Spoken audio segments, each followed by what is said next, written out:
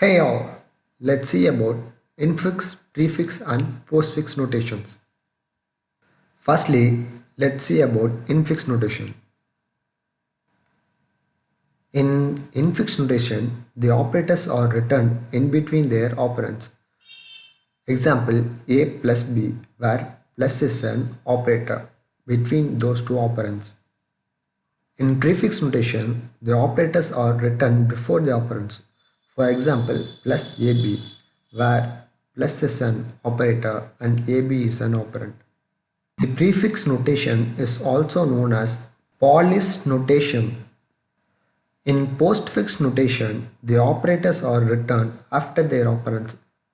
Example, AB plus, where plus is an operator and AB is an operand. It is also called as reverse Polish notation.